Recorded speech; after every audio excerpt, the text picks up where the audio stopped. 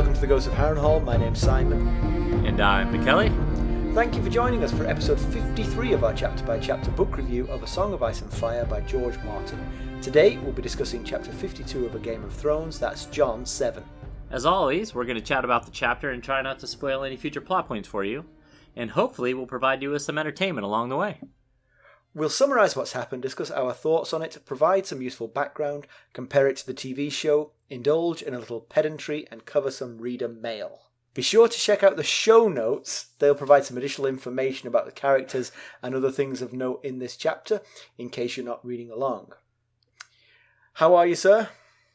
I'm okay. We're down a member of the household at the moment for the foreseeable future. How so? Took Ethan to school. He moved him into his absurdly fancy apartment. Mm-hmm. So that was, he's a lot closer now. He was 3 hours away. Now he's like a 15-minute drive over to see him. So. Oh, I think I missed this. I thought he was going back to Boone. No. He has transferred. I did not realize this. He's now a member of the pack. I see. How exciting. Oh, yeah. well, that will be nice for you. Yeah, I mean, he was already home. I know, because it was hard. It was hard on you, him being that far away. I remember. Yes, so. Yes, it is. Yeah. It was definitely a different feeling when we left on Sunday than when we would leave him in Boone. Yeah, so. Because he's literally down the road. Yes, like I said, he came back the next day to pick up some stuff he forgot. So we dropped him off on Sunday. I saw him on Monday, and he spent my money on Monday. So things are pretty much as usual, Right. He needed a garbage can, and so we went shopping for garbage cans, and they were out everywhere. Like we tried Target, they were out. We tried Walmart, they were out. We go into Lowe's, and there's like one garbage can left, and it's under a $30 sign. So I'm like, duh, that's a lot of money, but whatever. Been everywhere else. I'll buy you a $30 garbage can. He needed some other things that we got as well, and the total was bizarrely high. And so when we're on our way back to the car, I checked. That garbage can was $50.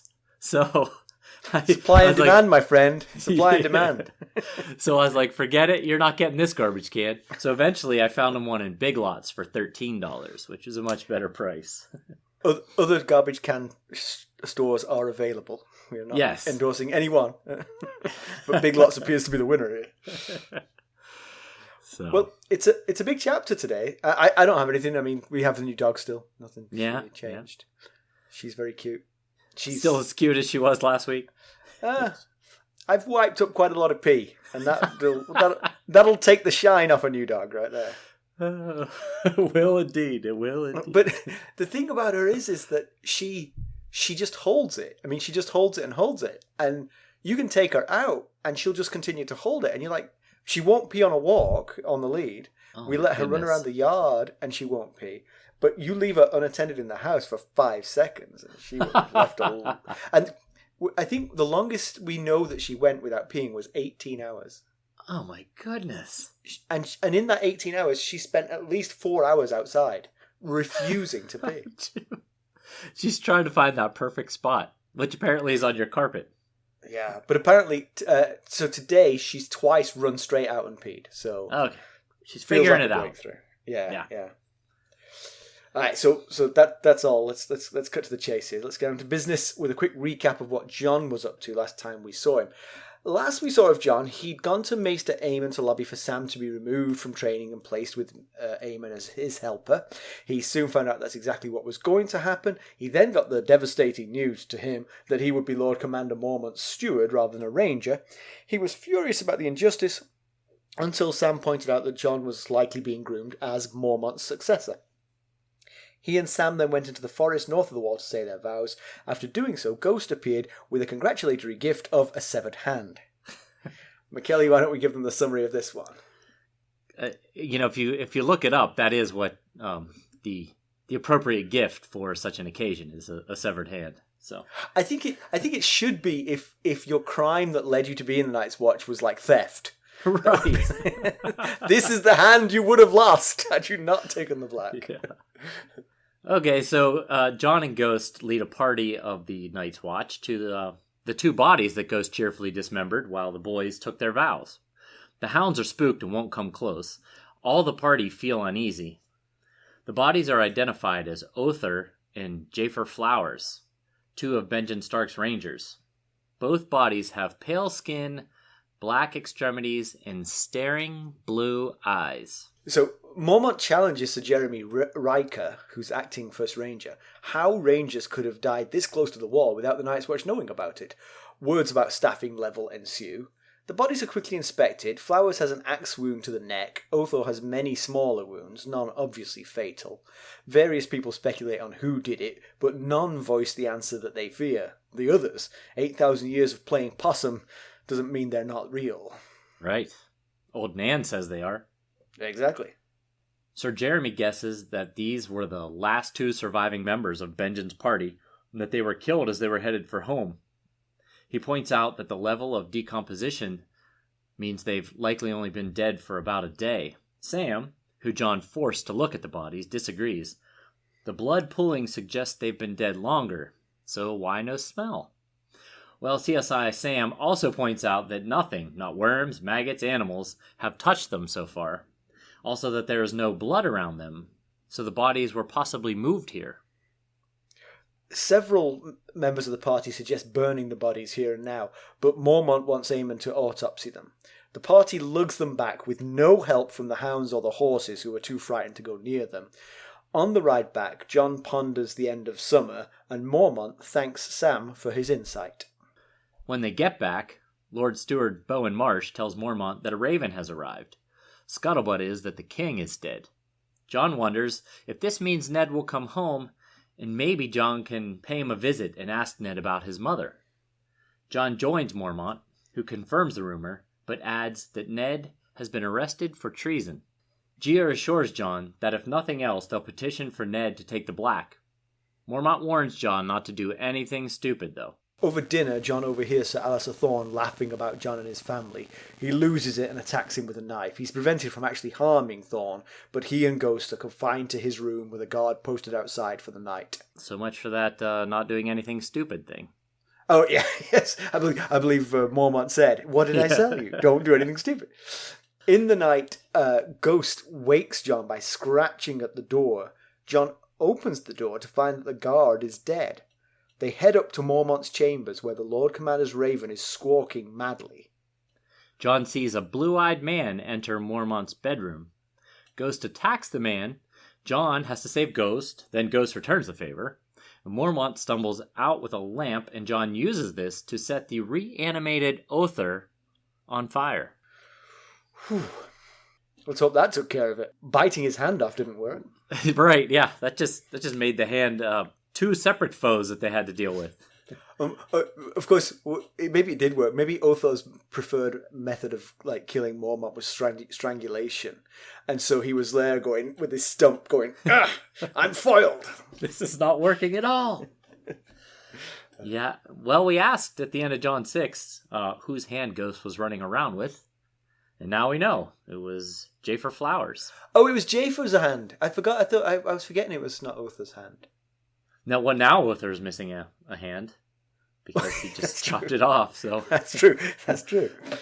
And Ghost's hand, the hand Ghost ripped off of Jafer is now sitting in a jar of vinegar in Maester Aemon's study. So waving madly at the camera. Yeah, why didn't that hand do it? I even made a joke. I made a joke during that episode about I want to know if the hand was still moving or not. So how come that hand didn't run around? Anyway, yeah, it's quite the chapter. It is, yeah. It really had, a lot of chapters focus around one pivotal thing. This it felt like a three act play. You had the crime scene at the beginning, the traitor revelation in the middle, and then the fight with the undead in the exciting third act. Yeah.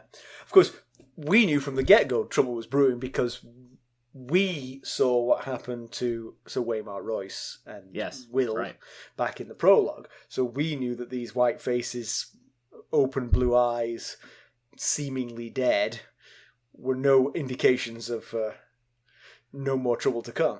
Right. Yes. Now, just a quick reminder, there's others and there's wights. I know we've explained this a few times, but others are the supernatural creatures, and the wights are the reanimated corpses that the others create from dead bodies. Right. Both have blue eyes. So. Right. So Othor was a wight here, right? Yes. But presumably at some point in the not too distant past, he has come into contact with an other. Right. It seems likely. Right. Yes. Yes. So I had a hunch right at the beginning of this chapter. Jeremy Riker mentions that these guys were part of Benjen Stark's last ranging party that he went out with, and Jon remembers himself asking, kind of cringes at remembering asking his uncle to take him with him on this ranging. And I had a hunch at some point Jon was going to realize what a absurd request that was. I think he'd only been there a few days at that point. So we'll be right back. Hello, friends. Are you ready to make some unforgettable memories? Well, if so, consider the Marriott Bonvoy program. Discover the perfect destination for your summer getaway and unlock exclusive deals on luxurious accommodations. With our affiliate partnership, you'll enjoy unbeatable savings and a seamless booking experience. Don't let summer slip away. Visit Marriott Bonvoy today and make this vacation season one for the books. Use our Ghosts of Harrenhal affiliate page to check it all out and buy Bonvoy points or give some as a gift. The link to our page is in the show notes. I don't know, though. I mean, if you think about it, if you think about how far above the rest of the recruits Jon was in training, he is probably better than most of the Rangers already, too. I mean, he's not used to ranging north of the wall, and Right. That would be different. But actually, in terms of fighting, he's probably, one of the best Rangers already. Yeah, that's a good point. He Because is honestly, castle trained. I mean, yeah, he's castle trained, so and most of them wouldn't have been. They will be battle hardened, but I use air quotes because I don't know who they're battling. None of them have ever seen the Grumpkins and Snarks. All they know is about Mance Rayder's huge army that doesn't exist. Yeah, I guess they've had their skirmishes with wildlings and whatever else lurks in the haunted forest and beyond. Right. Which is apparently nothing. Because this is something that I actually wanted to bring up today. There seems to be, within the Night's Watch, simultaneously a belief that there is something supernaturally dangerous north of the wall, and no evidence for it. Right? Yeah. Because not one of them has ever seen anything. But they all feel this sense that it's there. Right. Yeah, well, they got the sense in this chapter. Right. And Dywyn, at the end of last chapter, felt something was off, but they hadn't seen anything. And if you remember back in the prologue, Garrett felt like something was wrong. Exactly. And he's been there 40 years, so...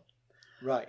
But the thing is, I mean, we're to believe that the others haven't been active for thousands of years, right? Right, yeah. So 8,000. They've never felt these feelings before. It's not like I go out in the forest north of the wall and occasionally I get this spooky feeling. This is brand new to all of them, right? Yeah. Yeah, otherwise they would just say this happens sometimes. You'll get a creepy feeling. Right. But the higher echelons are asking for men like they know for a fact there's something dangerous north of the wall. Yeah. Mormont mentions in the middle part of this chapter that this couldn't come at a worse time because they need a strong king right now because he can feel that there's something wicked north of the wall. Right. I mean, I can imagine you feel a cold winter coming along. Yeah. Because they say that a long summer means a long winter. So, right, there's that. But for 8,000 years, it hasn't meant anything other than frostbite. That's a good point. Yep. Anyway, we can go through that as we can go through this piece at a time. So it's interesting that all the animals apart from Ghost were terrified of the bodies. Yeah. He was the only one who seemed unperturbed by it. Right. And I wonder if that's because he's a creature north of the wall. He's a direwolf, you know? I was going to say the same thing. Yeah, I think that is it. Yeah, and we get a glimpse of Chet in his new job in this chapter. He doesn't seem to be loving it. He doesn't seem to be the best at it. But in his defense, the animals are not exactly behaving like they normally would. Maybe it's Chet they're terrified of. Could be. Yeah, he does try and kick one of the dogs. So he does also take a jab at Sam. Well, yes, I would too if I was sleeping with the dogs because of Sam. Right. So Jon has the what they refer to in this chapter as the Winterfell dream again. And as a reminder, in case you don't remember what the Winterfell dream is, back in chapter 26, Jon 4, that was the chapter where Jon and Sam met. Jon told Sam of this reoccurring dream when they were sitting outside, kind of toward the end of the chapter together. In the dream, he's usually searching for his father, sometimes Robb, Arya, or Benjen. He never finds anyone. He always ends up at the door to the crypt, and he knows he has to go down, but he's scared of what he might find. And he's telling Sam this. He's not scared of the Kings of Winter. There's something else that he's scared of, but he doesn't say what it is. He shouts that he's not a Stark, but it doesn't matter. He knows he has to go anyway, and that's when he wakes up. But this time, the dream goes a step further. He gets into the crypts, and the vaults start opening, and dead kings start coming out of the grave. And it wasn't Arya dressed in flower either. So I don't know. You know, after reading the chapter, I wondered if maybe that was a foreshadow of what he'll be facing at the end of the chapter. You know, the dead rising and all. So the old bear, Sir Jon Mormont, is displeased that two brothers of the Night's Watch were killed this close to the wall without the Rangers being aware. And, you know, even short-staffed, you'd expect the Rangers to at least have, you know, a few miles exclusion zone north of the wall that they patrol. Right. Yeah, and Othor had a hunting horn, and that's one of the things that exasperates Jorah Mormont the most, is that either he never blew the hunting horn, or the Rangers didn't hear it. So that's what he's asking Jeremy Riker. Yeah, well, what's the deal? Why wouldn't he have blown this horn? That's a pretty easy defense. He didn't blow it. Right. He never heard it, you know. Yeah, that's basically what Jeremy said. I think you might have called him Jorah there, but it's J.O. Echo Jeremy Jorah? No, you called Gior. Jorah. Yeah. Right, Gior, not Yeah. Jorah. Yeah, or, as we later discovered, they were killed somewhere else, and then were... Right. And Othor may have blown his horn 100 times, but if he was 50 miles north of the wall, he ain't going to be heard. Yes. So Sam's hiding from the bodies. He hasn't puked yet, but he's going to. But he was sent out here to be Aemon's eyes, so he's got to look. We've talked before about self-fulfilling prophecies, that if you tell someone they're a coward for long enough, they'll begin to act like a coward. And actually what happens here, when Sam is more afraid of the censure of not looking than he is of what he'll see if he looks, he actually proves very useful. Right. Yeah. Yeah, absolutely. You know, he tells Jon he's too much of a coward to look at the bodies, and it feels to me like everyone feels scared and nervous. He just feels like when he's scared and nervous, he's the only one that's scared and nervous. Yeah. And therefore he is a coward. But what his dad, Randall Tarley, didn't tell him, that Jon's dad, Ned, says all the time, is that everyone feels scared, and that's the only time that you can be brave. Do you know what? I think we should actually set ourselves up as like therapists for the characters in Game of Thrones. Right. Because I feel like half an hour on the couch, me and you talking to Sam, I think we'd have him sorted. Yeah, we could set up shop in Molestown. Exactly. Right next to our brown cloak factory. Not just Sam. I'm telling you, we could sort Ned out. We could sort Stannis out. Cersei, she might be a tough nut to crack. All right, we're quitting this then, right? Yeah. Let's start up shop. Have to be a fictional therapist. Yeah, we've talked before about why you would bother ranging in the first place. The benefit seems to be reconnaissance north of the wall. Yeah, and that's important. Yeah. Yeah, no question. You need to know if there's a king north of the wall like Mance Rayder currently, and he's amassing forces to try and make some sort of run at an uninhabited section of the wall. You need to know about that. Yeah, and the danger presumably then is scaling the wall. I mean, it's a very high wall, but with mountain climbing gear, you could climb it. Yeah, right. Yeah, it's made of ice, so it's not. You know, if you had a sharp pick, you could make toe holes in it. Yeah. Do you know, this is slightly off the topic of this chapter, but do you know that George Martin has said that he made the wall too high?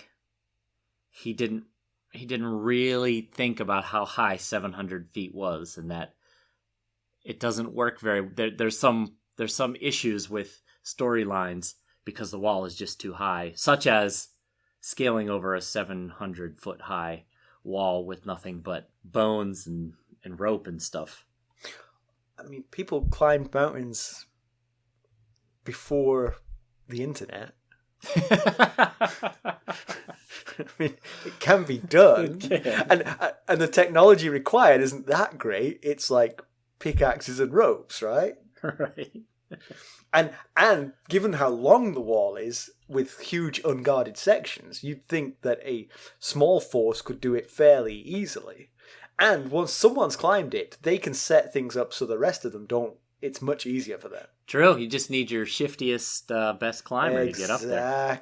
Exactly. I think obviously 700 feet is absolutely colossal. But yeah. I think it gives a grandeur to it, which is good. I agree. Desirable. Yeah, it does. And seriously, if it was 200 feet tall, they'd be over it every day. They would leave ropes permanently dangling over the edge. You know? Yeah, 200 feet is still really high, though. Right. But you know what? If the others were chasing you... yeah, you'd find a way. You'd be like Spider-Man up that thing. I mean, but if you think about a 200-foot vertical climb, like 90-degree vertical climb, that's still pretty high up there. Yeah, I'm not thinking I'm one of the first. You want to be one of the folks that drop the rope down to. Yeah, can you drop a rope down that looks like a ladder and then you pull that up with me on one rung? That's what I'm looking for. Yeah, you know, we don't know yet exactly what they do on these rangings, but maybe if they cut the ranger budget a little bit, and maybe they could spread the manpower out and man more towers, you know? It's interesting, yeah. But I guess what they're trying to do, some of it is intelligence, to say, because when that's another thing I question here, is because they've said a couple of times, I think, that the wildlings don't really have an organization. They're kind of, you know, nomadic and sporadic. Right. So Mance Rayder is a change to things there, that he might be congregating a large group of them, and that would be a first. Now, obviously, how do they know this? Well, presumably by ranging and finding it out. Yeah. But if it's never happened before, why are you bothering? I mean, what possessed you to think it might? Yeah, there's been other kings north of the wall, but they get squashed. You know, when they rise up, they've gotten squashed. Some have made. See, the thing to do if you want to be king north of the wall is not to try and go south. Right, yeah. Just grow your kingdom northwards. Yeah, exactly. No one's fighting you for that land. Just take it. And I also think it's interesting that they call Mance Rayder the king beyond the wall. Right? Yeah. King beyond the wall. Yeah. Does Mance Rayder call himself the king beyond the wall as well? We will have to find out, I guess. Because I have a contention here. If you were Mance Rayder and you were the king of the wildlings, you wouldn't call yourself the king beyond the wall, because for you, beyond the wall is what's south of the wall. Right, yeah. King on this side of the wall. Exactly. King Joffrey Baratheon, first of his name, is the king beyond the wall to the wildlings. You know. Yeah, all those, as they refer to them, kneelers on the south side of the wall. Oh, because they didn't kneel to the coming of the Targaryens. Yes, they don't acknowledge a king, so they are not kneelers north of the wall. So it's just royalty generally, nothing to do with the Targaryen invasion. Yeah, right, yeah. They don't acknowledge a king or royalty. So they don't acknowledge a monarch. I think you've got an interesting idea for when you become Lord Commander of the Night's Watch. I think you could definitely, get a few more forts back up and running and have a bit less ranging, and the kingdom would be as secure. We'll be right back. This episode is sponsored by Audible. To get a free audiobook, or 2 if you're an Amazon Prime member, go to our exclusive URL, audibletrial.com/ghostsharrenhal. You can find the link in our show notes. Yeah, it's possible. I mean, if you got this 700-foot wall, if you can just keep an eye on most of it, you're gonna do a pretty good job of preventing people from getting over it. Yeah. So Jeremy Riker thinks that the wildlings are the natural culprit for the deaths. I think Jon thinks that they all know there is an alternative, yeah. But he also thinks he's a man of the Night's Watch now, not a boy. The others have been gone 8,000 years, if they ever existed at all. So that's what he's trying to reassure himself as he's looking at these bodies with these staring blue eyes. Yeah. So Mormont's not convinced that it's the wildlings. He thinks if Benjen Stark had been under attack this near the wall, he would have got out of it and survived and come to the wall and got more men. Yeah, though Jeremy Riker points out the painful, we'll still say possibility, that Benjen Stark could have also been slain. He mentions that it's been nearly half a year. Even Jon thinks it's been an awfully long time for him to come back alive, but he's still holding out hope. That also means that that this story, so Jon's been at the wall for just a little over 6 months because Benjen left pretty early in his time at the wall. So he's been there around half a year, and the whole story maybe 8 months-ish old. Right. So that's about the time frame we are. Right. So then Riker says that he thinks the 2 men have been dead for about a day, and then Sam blurts out no, and sort of startles everyone. Yeah. And he explains that it can't be a day, that the blood from the stump that, and now we get the explanation. Ghost didn't find the hand, he chewed it off and brought it to them. Right. But no blood came from the stump, so he's saying if the kill was fresh, the stump would have bled. Yeah. And it didn't, and so they've been dead longer than that. Yeah, although Jeremy Riker contends that if they were dead longer than a day, they would smell.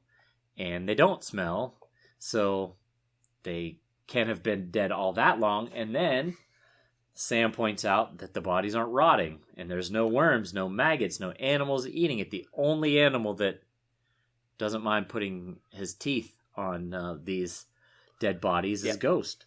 Yep. And then Dywyn points out that Othor never used to have blue eyes. So, and Riker says the same thing for Jafer Flowers. Yeah. And of course, well, we know from the prologue this is a sign that of something unnatural going on. Right. Yeah. So the men, the Rangers and the other men that are there with them want Mormont to burn the bodies. But Mormont's not interested in doing that just yet. He wants, as he puts it, Maester Aemon to take a look first. And I thought that seemed rather unlikely. Yes, good point, good point. Well, I mean, he has sent Sam as his eyes, but it feels like the look has been had, really. Right. So the return to Castle Black, it's been so warm that the wall is weeping. And that's another reason for the wall to be 700 feet tall. If the wall was 200 feet tall and there were days when it was above freezing, it wouldn't last. It needs to be 700 feet tall. It would just keep shrinking during the summer. Exactly. They could step over it before winter starts again.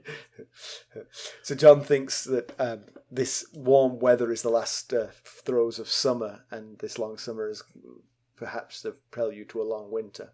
Yeah, he refers to it as spirit summer. He says that's what the older folks at the wall call it. But then Mormont calls Sam over to him, which freaks Sam out because he's scared of all of the officers, especially Mormont. And he says to him, "You're fat, but you're not stupid, boy. You did well back there." And I thought that would make a lovely Hallmark card.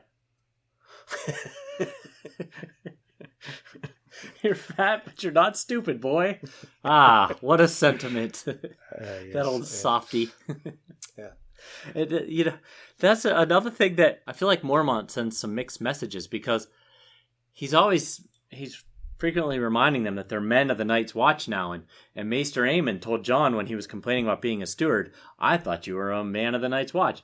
But yet he refers, and the other adults refer to Jon and Sam as boy countless times in this chapter. So I think partly they're paying more than lip service to what Alliser Thorne said, that they'll be men of the Night's Watch, but they'd be fools to believe it. right, yes.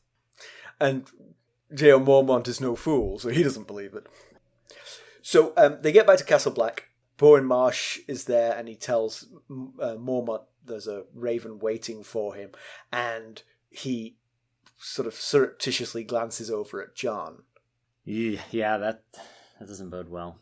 And as Jon's going through the castle to tend to Mormont's horse and his horse, he notices that everyone is kind of watching him, and even Thorne stops drilling his new recruits and stares at Jon with kind of a half smile. And Donald Noy says, Gods be with you, Snow. Later on, actually, when Jon leaves Mormont's room after hearing the news, the guard outside Mormont's room says, the gods are cruel, So like, literally everybody in the castle knows this news. Yeah, it's not very subtle there. Yeah. Shouting that stuff out. Nothing's wrong, Jon, but we're with you. Good luck putting those horses away. Yeah. Probably give him a feed bag. Maybe a rub down. Take your time. So, as he is taking care of the horses, Pip tells him that the news is that the king is dead. That the person who got the raven read it out to Maester Aemon, and a guard overheard it, and that's where the gossip has come from. Jon's surprised to hear that the king's dead. He knew that.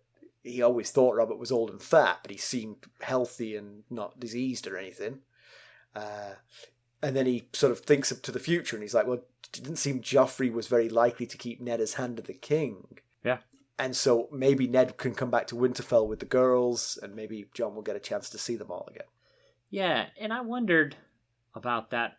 I wonder if Ned would tell him now. I mean, he said his vows. Jon's a member, a brother of the Night's Watch now, so whatever secret his mother held can maybe be spilled. I mean, there's other Night's Watch brothers that have very interesting parentage, and so, if she's a prostitute, he's old enough to hear that. If it was a Shara or Willa or a third option, any claim he might have to anything that they would have to offer would be gone anyway.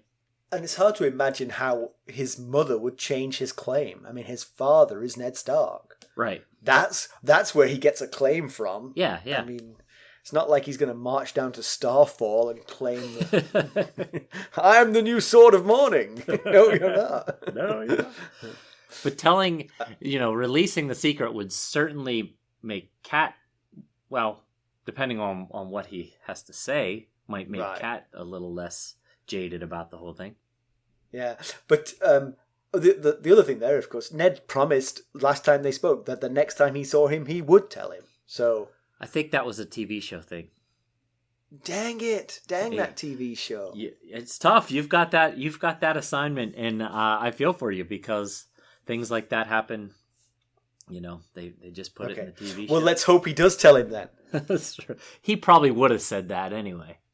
Yeah, that's what he was thinking. Yeah. But then, so Jon makes it up into Mormont's chambers because he's told Mormont's looking for him.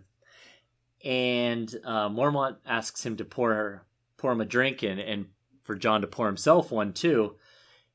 And Jon thinks, that's not good news. and then what he takes forever to fill the cups of wine because he's thinking, when I'm done with this, I'm going to have to face whatever it is that Mormont tells me. When it does finally finish, he gives Mormont the cup, and he said he could taste the pity in his eyes. So all things not adding up to good stuff here. Yeah. So Mormont tells Jon that he confirms the rumor. Robert is dead. And Mormont says that he thought he would never see another king. Robert was half his age and strong as a bull. Yeah, he's still both those things, but I feel like it's been a while since he's last seen him, because you wouldn't be too surprised that he's dead if you'd seen him recently. Now he's just heavy as a bull. Yes.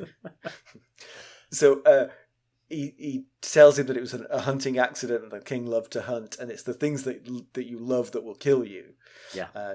Tells Jon the story of his son Jorah, who we know, how he lost his liberty for the love of a woman, that he sold slaves to keep his new wife in the manner she'd become accustomed to. Yeah. And that's how he got himself into trouble. Now, this is what I started to say when we were talking about, I think it was last Jon chapter, we were talking about why Jorah didn't take the black, or was he given an option of taking the black? And I started to say, well, we know that, and then I thought, oh shoot, this information hasn't been revealed yet. This is what I was going to say, that he wouldn't have taken the black if he sold the poachers into slavery to get money to keep his wife happy. He's not going to then bail on his wife and go to Castle Black, become a brother of the Night's Watch. He would flee with her instead. Oh, but would she flee? I mean, she sounds like she might be a little bit precious, and I mean, she's so unhappy on Bear Island. Is she going to be any happier fleeing to Essos? Yeah, it's a good question. I guess he figured it was worth a chance versus the other alternative. She didn't go with him, right? I do know the answer, but we haven't had that revealed yet, so I can tell you. I could say if you want. She's surreptitiously part of the Khalasar? She is. Jiqui. Yeah, so Mormont follows up and tells Jon the rest of the news that Ned has apparently tried to usurp the throne from the new king, Joffrey. Jon thinks it's impossible, of course, that Ned would never dishonor himself. And he's got a point. He does. But he doesn't know what we know. Right, yeah. Of course, then he thinks about himself and remembers that his father fathered a natural-born child, which is him. And so, where was the honor in that? But if you stop and think about it, and this just was something I was thinking about as you were saying that, what benefit does Ned get out of usurping the throne for Stannis Baratheon? Stannis is going to keep him on his hand, just like Joffrey probably wasn't going to keep him on his hand. Yeah. So what, we know why he did it, but for those who don't, wouldn't they be questioning why would he do that? That doesn't make any sense. Yeah, but maybe not. Maybe it's just enough to know that he did. Yeah, it seems to be. Yeah. I mean, the small folk aren't going to care. Right. They wouldn't care whether or not he, tried to usurp the throne. But yes, that is the lords must be like, why would he do this? Right. Because I think it felt like in the last Ned chapter or Arya chapter that the Lannisters had done a fairly good job of keeping the news in. They'd captured the note that was headed to Stannis. Right. Yep. So, it's possible that the only thing now... Yeah, it's a good point. If I was someone who was fairly neutral, maybe the Tyrells again, I always point to them as sort of the most neutral, I would be fascinated to know why Ned did this. Right. But I mean, maybe they would just point to the animosity to the Lannisters. I mean... Yes.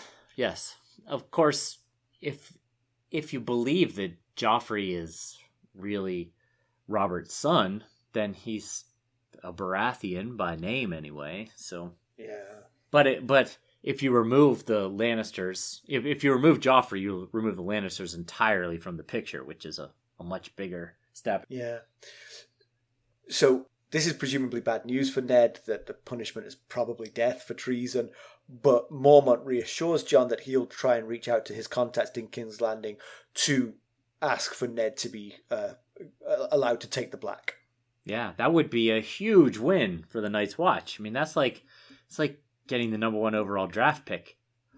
Could there American be... sports reference, kid listeners? There's not draft picks in the Premier League.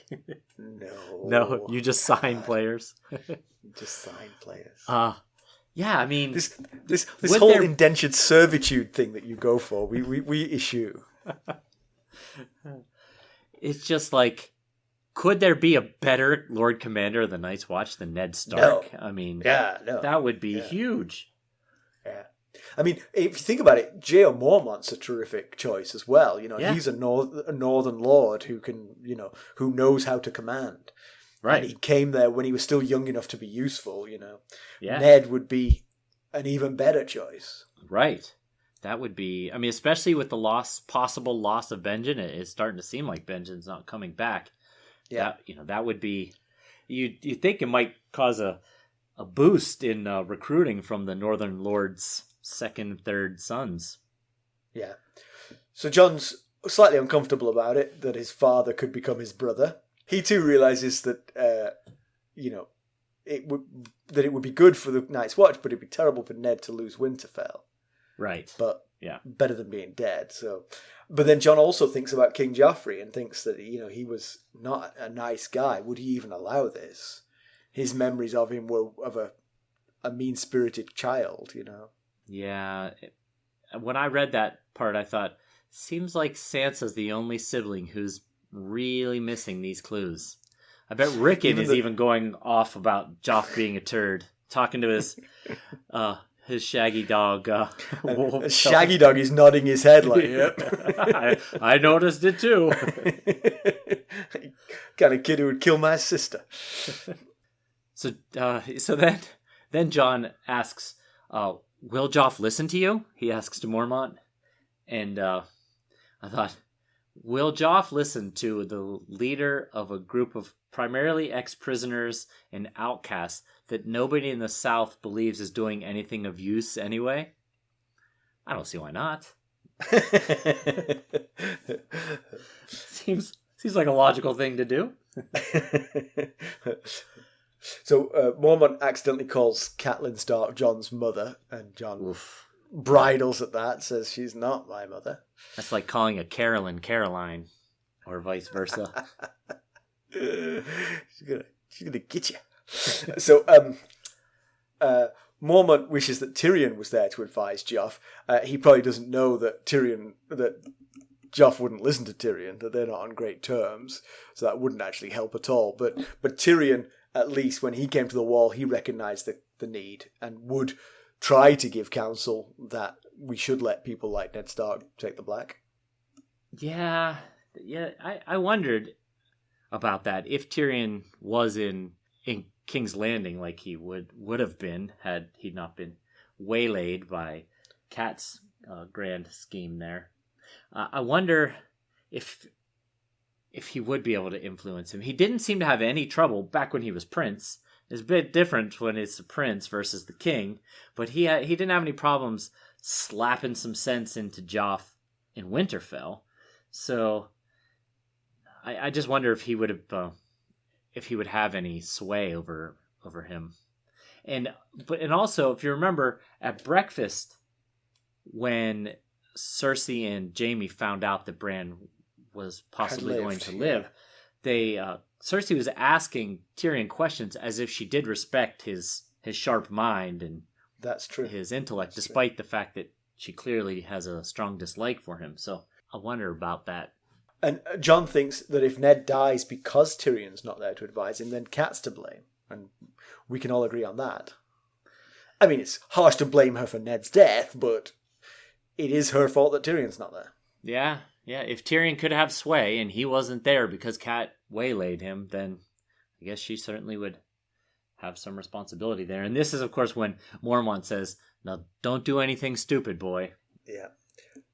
So Jon leaves, and as I said, as he left, one of the guards told him the gods were cruel, and he wanders around in a bit of a daze, noticing that Ghost's presence comfort him, and realizing that the girls don't have their direwolves anymore. Nymeria is lost and Lady is dead, so they're in King's Landing with their father in jail, and them without their wolves. Yeah. And of course, when I first read this, I thought, oh, well, this doesn't add up because we haven't heard him get this news. But of course, it's very possible that he got this news and we just didn't hear about him getting this news. And it's possibly got it from Winterfell. I mean, because that's the thing. It feels like it wouldn't make it from King's Landing, but Lady's body was sent back north. Right.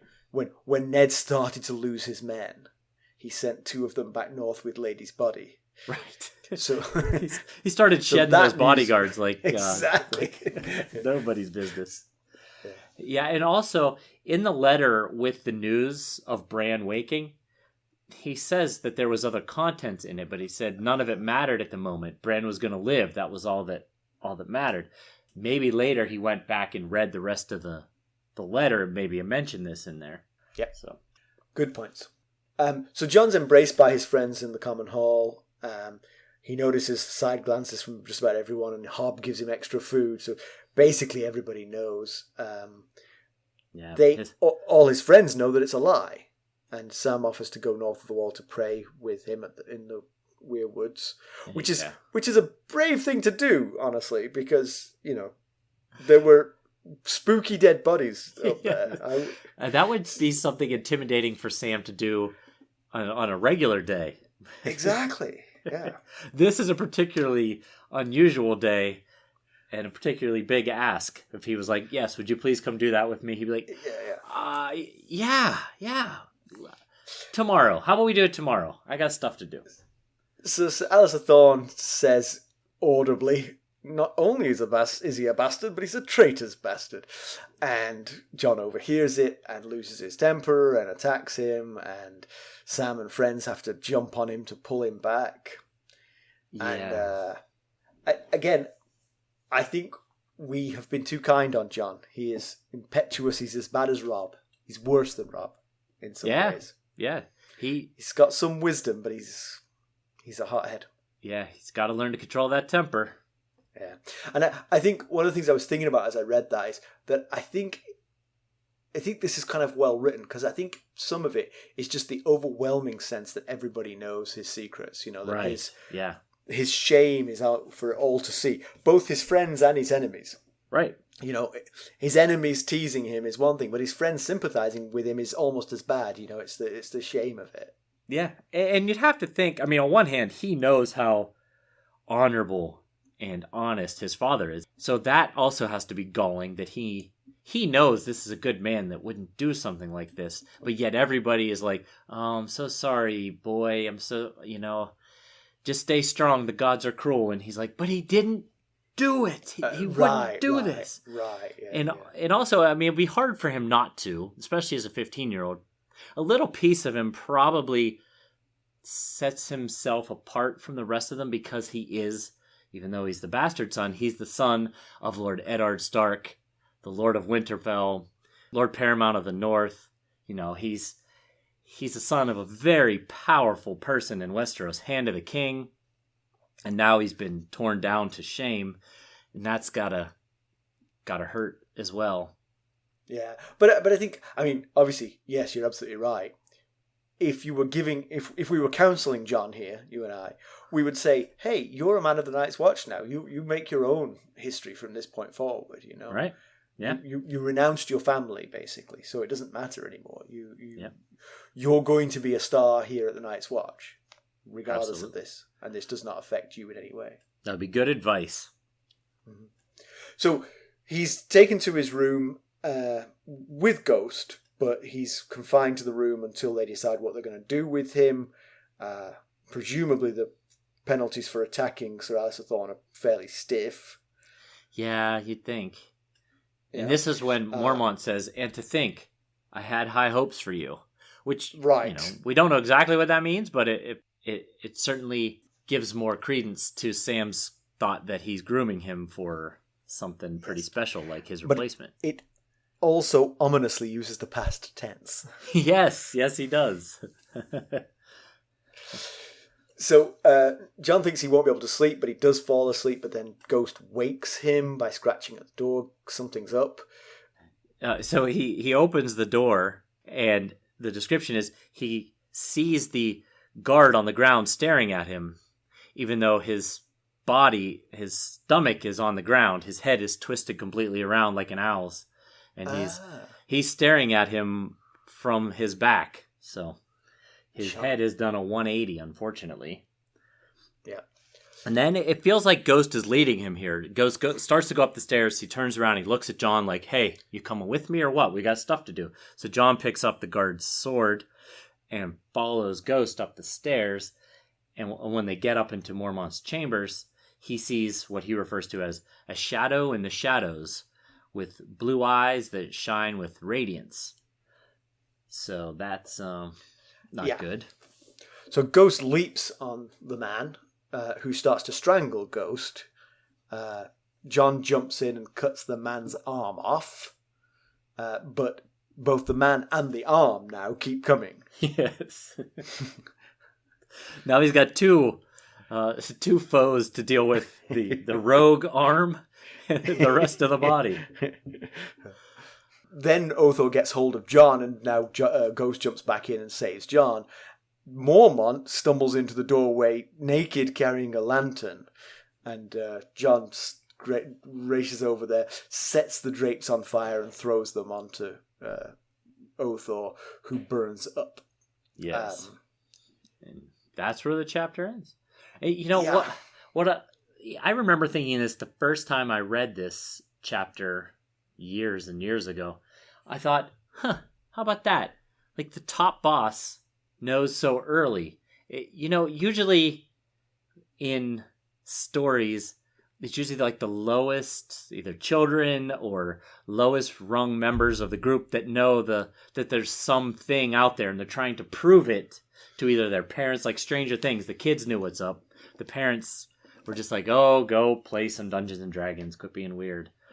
But in this instance, it's the top guy, the Lord Commander, is seeing this happening, and that's kind of unusual for how this kind of stuff usually goes when there's a big secret like this. That's a good point. Which of course then goes to what I was talking about before. Like, the Night's Watch now will have a lot easier time believing the fairy stories that they've probably always held in some skepticism, because now their Lord Commander can say, I literally saw the dead rise. Right. Yeah, exactly. I think that's why the usual convention is to not give this kind of knowledge to the people in power, because then they can react. Whereas if it's the lower underlings, they have to try and scrape and try and convince other people that these things are happening. You got any background? I do. It was had to dig a little deep for the background. I came up with it yesterday. Background is getting a little tricky at times these days. So, obviously we've seen that the others in their whites are pretty real.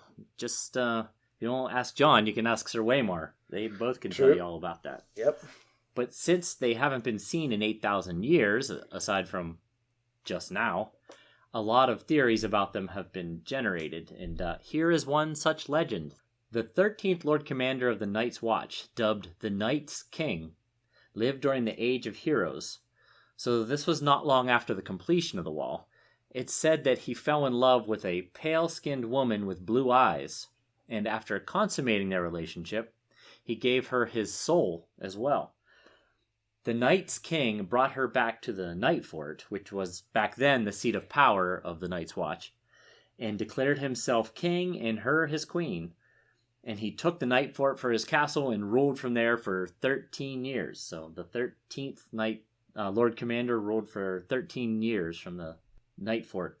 The bad luck was just building up here. Right, yeah. Terrible atrocities are said to have been committed during his reign. Many of such atrocities are still told in the North today. It was not until a Benjen Stark, a.k.a. Brandon the Breaker, not to be confused with Brandon the Builder, who was a king of winter at the time, teamed up with a then king beyond the wall named Joramun to bring the Night's King down and free the Night's Watch. After his defeat, it was discovered that the Night's King had been making sacrifices to the others, so all records of him were destroyed, and even saying his name was forbidden. Oh, very good. It's believed that it was this event that led the Lords of the North to forbid the Night's Watch to build walls at their keeps making sure that those keeps would always be accessible from the south. Oh, interesting. Uh-huh. Well, that's an interesting story. So did he marry a white or an other? I think the point of the legend is that's where the idea of pale skin and blue eyes came from, is that she had blue eyes and pale skin, and they did terrible things together. So. Scary.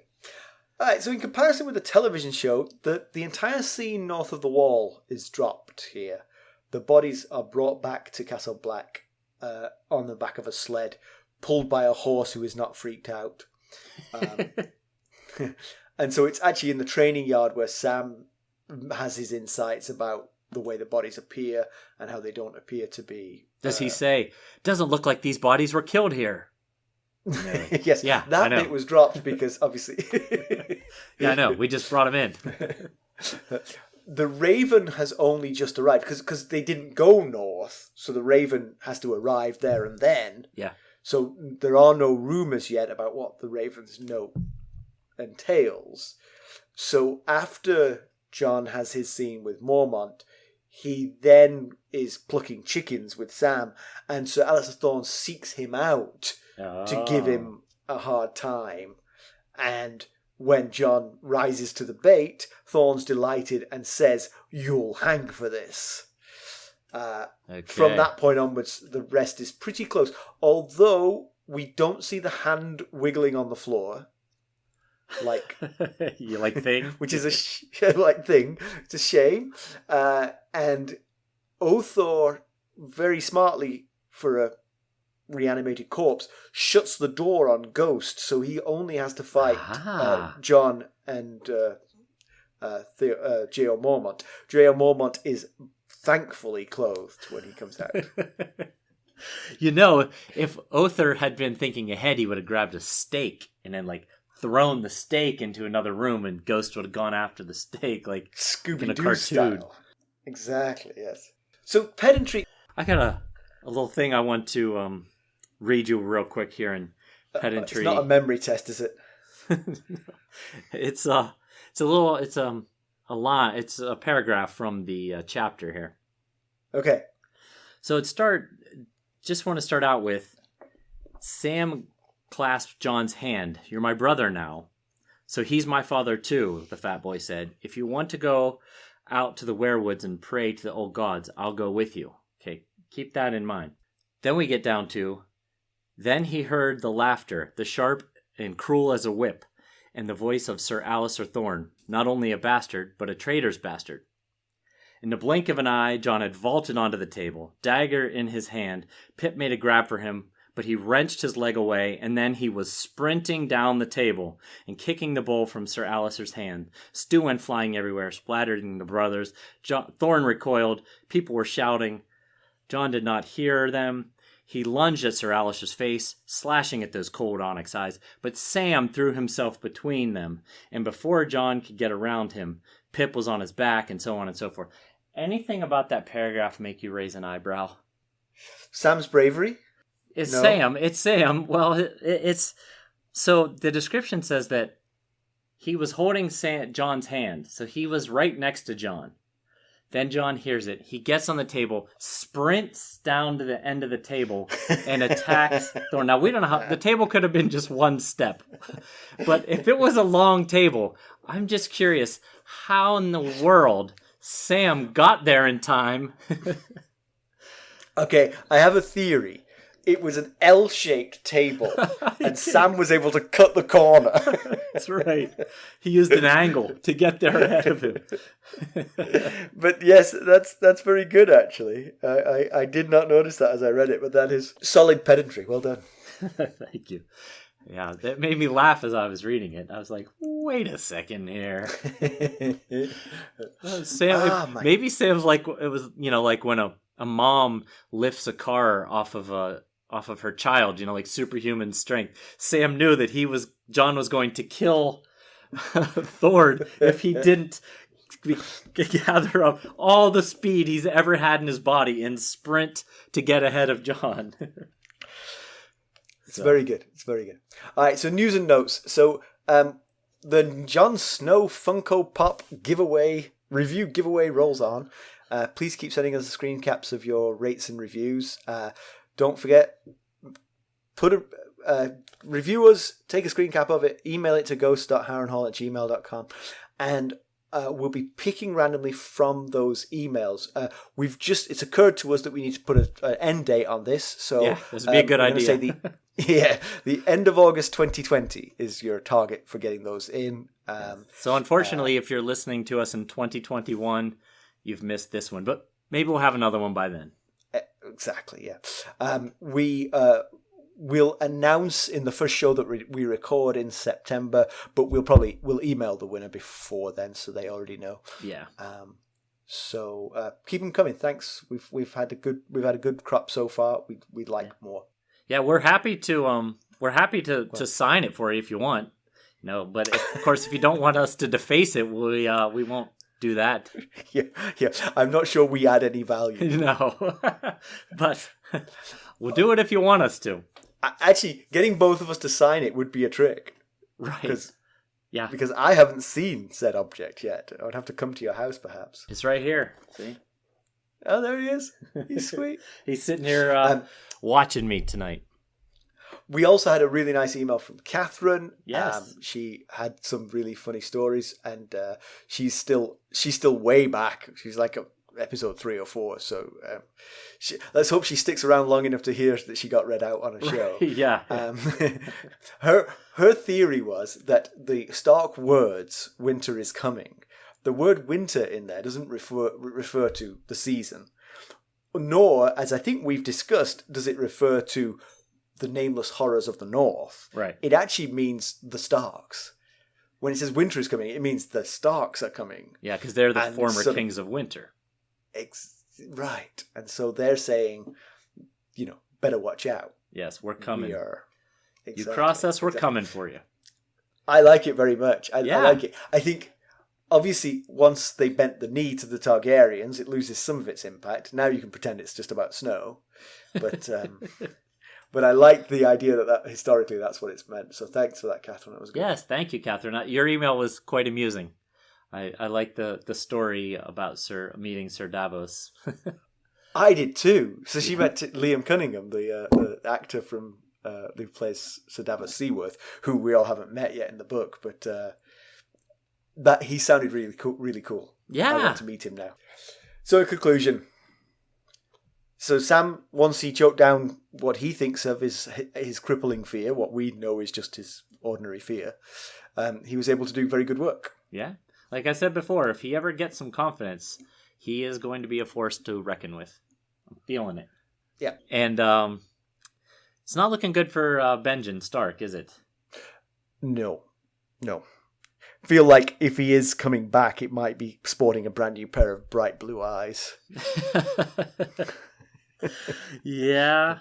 That's at least 2 of his 6 that he brought with him are in that state, so it doesn't look good. Yeah. Now maybe those 2 got separated from them.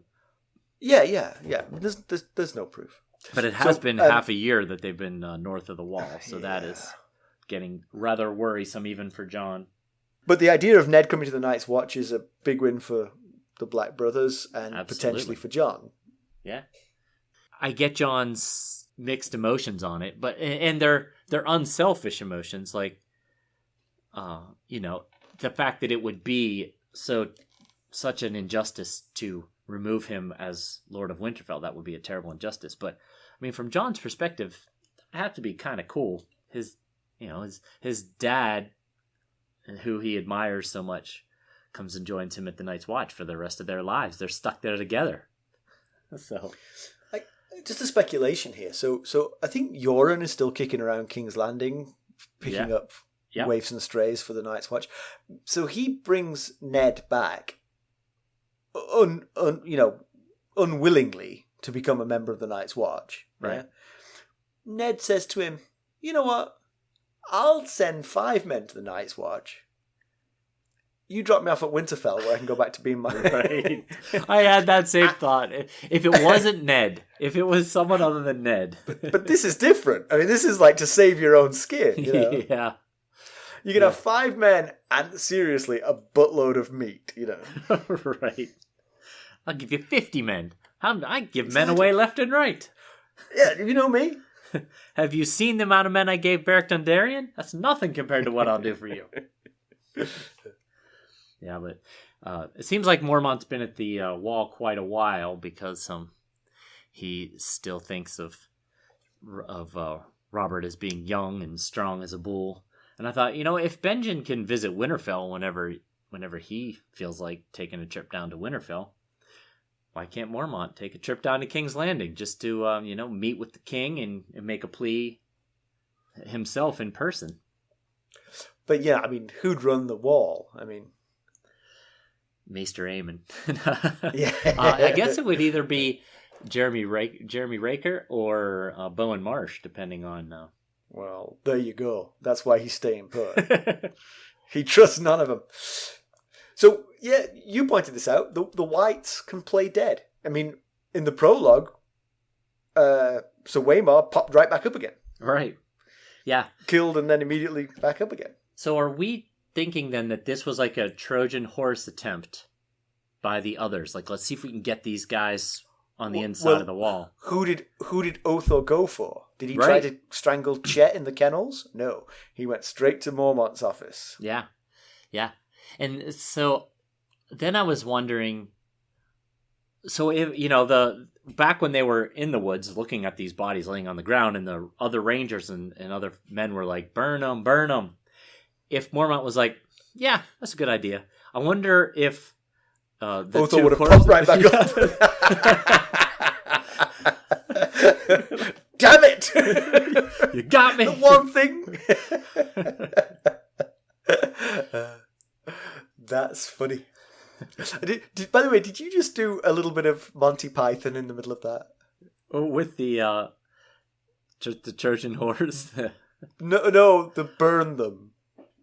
Oh, I didn't even think about it. Burn them! Yes, I did. I did do that. That was intentional. I was thinking I was thinking about Monty Python when I was saying it. You remember they sent the Trojan horse in? In. Now, we'll wait till night and we'll jump out. They forgot one step. Yeah. So, hopefully, Jon, as always, going through roller coaster arc, he was in big trouble, but saving Mormont will get him out of the hot water that he got himself into. Yeah.